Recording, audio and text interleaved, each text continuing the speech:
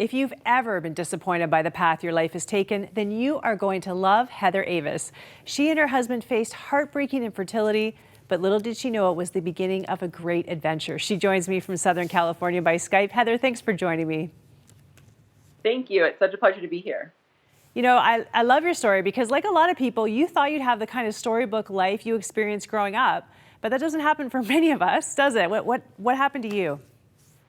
I know. I think a lot of us assume that's going to happen, and I don't know very many people who it has happened to, the storybook life. But basically, my husband and I got married young. We thought we'd have kids a few years into our marriage, and when we tried to get pregnant, it just didn't work that way. We were trying for a couple of years and just found ourselves on this really awful infertility road that we had to travel down for a little while. And I know, you kind of go through that process. Okay, if I can't have birth kids, well, then adoption is an option, and you have to bring yourself to accept that. But then you were still thinking a healthy child, not a child with special needs. Yeah, exactly. So we did realize, there's not only one way to become a parent, and we set off towards adoption, but we just wanted a healthy infant. That was definitely our goal. And then we ended up, just by God's grace, with this idea planted in our hearts about adopting a baby with Down syndrome. And it's a very long story, but we eventually said yes to her. So she came home October 2008, and she was 3 months old, has Down syndrome, congenital heart defect. She required open heart surgery a month after coming home, incurable lung disease. I mean, so many things that we felt like total fools saying yes to, but ultimately it was our very best yes. It was Mason that really won your heart, wasn't it? Because, I mean, even when I think when you do these courageous things and you think, okay, I'm going to say yes to this, you can't imagine what you're going to go through. I mean, she was on oxygen, was it for 2 years? Yeah, she was on oxygen for the first 2.5 years of her life. Most of that was spent with us. And it's one of those things that stepping into something that was so seemingly scary, we thought it was just going to be so hard and so bad. But then we end up with this kid, like this baby, and we're her parents, and I get to be a mom, and she's just a phenomenal little girl. And so everything that we were so afraid of ended up not being that hard or not being that big a deal, or we could totally handle it in the ways that we needed to handle it. So she just opened our eyes to how good the seemingly hard things are. That's so good. And I mean, you adopted 2 more kids after that. And the second one, a little boy with Down syndrome, again, and a hole in his heart. So now you know what you're signing up for. There's no ignorance. How tough was it to sign up for that again?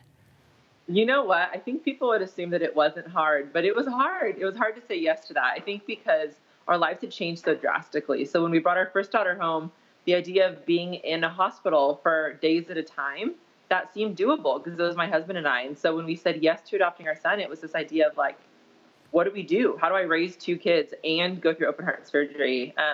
And the reality is your capacity grows as it needs to, regardless if your child has special needs or not. And he entered our lives, and it was like the very breath we breathed became sweeter. He was just such a great little guy. We were so blessed to have him. And you actually had a challenge with your middle child being from mixed race. So you had to deal with some of that. What are the specific challenges to raising a mixed race child? You know, as she's little, it's more preparing for what's to come. So just the idea that in America, especially in different parts of the world, when you are Black and you step outside your front door, instantly your worth might not be seen as worthy, I guess is the best way to say that. So there's just different challenges for her, and being raised by white parents, like we don't want her to lose her identity and who she is. We're proud of the fact that she is biracial. We're proud of the color of skin she has. She needs to own that as well. So those challenges we're seeing a little bit, but we anticipate for more in the future. So we've just been real intentional in making sure we're around people who look like her, who she can relate to as she gets older and as life circumstances unfold in a way that might be challenging and that I can't relate to. And then little things like books where there's pictures that look like her and dolls that look like her, and just trying to be real intentional in letting her know she's exactly who she's supposed to be, and we love her exactly how she is. I know one thing I'm hearing from you, and I think it's true of every parent, is that you have to figure out how to parent the particular child that you have, and every child is different and comes with their own set of circumstances and challenges. I think you've done an amazing job being intentional about that, and I know like part of this journey is struggling with understanding God's path for your life. First like, wow, infertility, God, why? And then all of a sudden now you're raising all these kids with special needs, but you say you're one of the lucky few. So that's a pretty big perspective change. What changed your perspective?